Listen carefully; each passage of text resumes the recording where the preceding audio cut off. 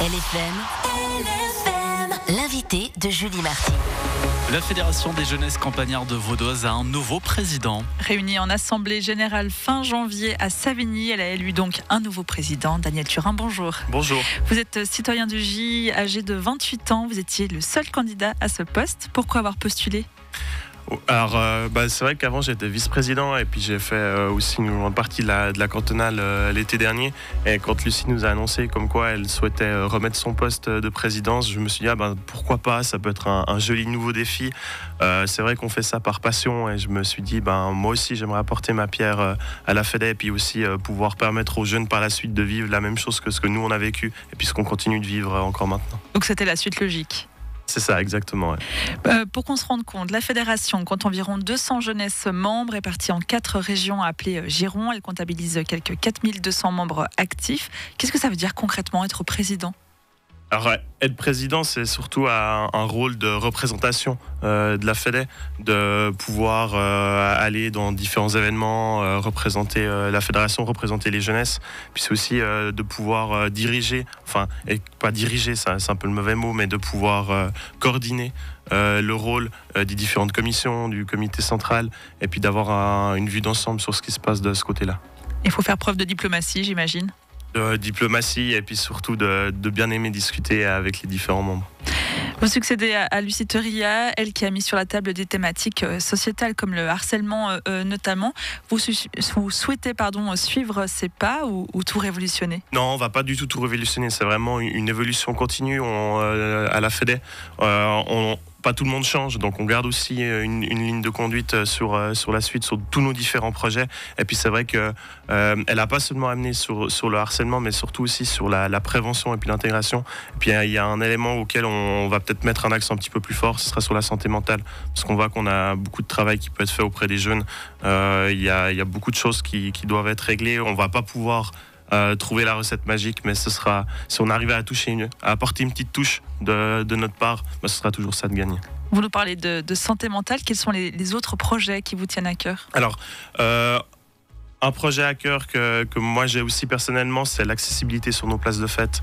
On voit qu'on arrive à faire de super belles constructions, des caveaux avec un étage, et puis du coup on doit pouvoir maintenant aussi réaliser des chemins parmi nos copeaux qui permettent à tout le monde de venir sur notre place de fête. Je pense aux personnes à mobilité réduite, peu importe qui y sont.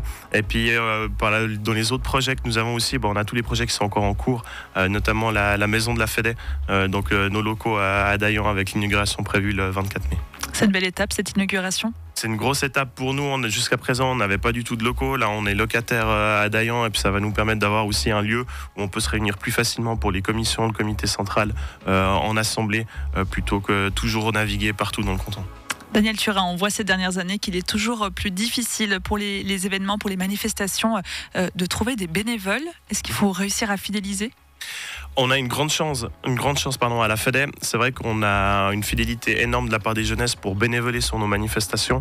Je pense qu'on doit être l'une des associations qui a le moins de problèmes de bénévoles. C'est un sujet, c'est une grosse thématique chez nous aussi, justement pour garder cette dynamique et puis pour continuer à inciter les jeunesses à bénévoler, à apporter du soutien auprès des organisateurs. Et puis ça, on discute chaque année avec eux, on essaie de trouver des solutions pour pérenniser la chose et puis faire en sorte que tout le monde vienne faire une tranche horaire de 4 heures sur une place de fête. L'été dernier, la cantonale avait vu 120 000 personnes affluer à Givrin durant les 19 jours de rencontres sportives et festives. Quel souvenir vous regardez de cette grande fête ? Beaucoup. Alors, je l'ai mentionné avant, j'étais membre de l'organisation, donc c'est vrai que quand on le vit de l'intérieur, c'est complètement différent que quand on est visiteur ou participant. Et puis c'est des souvenirs qui resteront gravés tout le temps, parce que vivre pendant 3 semaines ou même 1 mois sur cette place de fête avec les copains, et puis ne pas voir le temps passer, c'est quelque chose qui est incroyable. Vous êtes moins fatigué aujourd'hui ? Oui, clairement. Ouais. Quand on voit l'influence qu'a eu la cantonale l'été dernier, ça vous met la pression d'être à la tête de la fédération ? Non, pas vraiment, parce que la pression, elle n'est pas que sur moi. Le travail, il est réparti à travers tout le comité central et les commissions. Donc c'est vrai que ce serait faux de dire que la FEDES c'est l'œuvre que d'une seule personne. C'est vraiment une œuvre collective. C'est aussi l'œuvre des jeunesses parce qu'il ne faut pas oublier qu'elles font un travail énorme aussi de leur côté, que ce soit au sein de leur village, au sein des organisations. Donc la pression en fait elle est répartie sur tout le monde.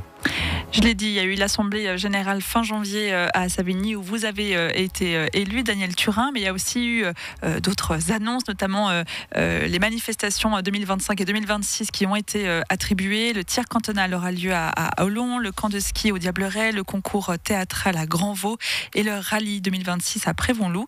Une année encore bien chargée. Oui, on continue effectivement sur notre rotation, on va dire, un petit peu plus classique par rapport à 2024, étant donné que c'était une année de cantonale. Donc c'est vrai que là, on rentre à nouveau dans une saison fédérée type comme on peut le vivre. Mais pour qu'on se rende compte, être président de cette fédération-là, qu'est-ce que ça représente pour vous ? Alors si on résume ça à une charge de travail, on pourrait dire que c'est un 20%. C'est vrai que c'est un 20%, mais pour tous les membres du bureau central, on est 5. Donc on est 5 à travailler plus ou moins 20%. Pas forcément travailler, parce que c'est une passion. On le fait ça avec grand plaisir. Et puis durant la semaine, ça dépend des périodes, ça représente une à deux séances par semaine, en général. Daniel Turin, vous êtes le nouveau président de la Fédération des jeunesses campagnardes vaudoises. Merci d'avoir été avec nous ce matin. Avec grand plaisir, merci. 7h25, bienvenue sur LFM. LFM.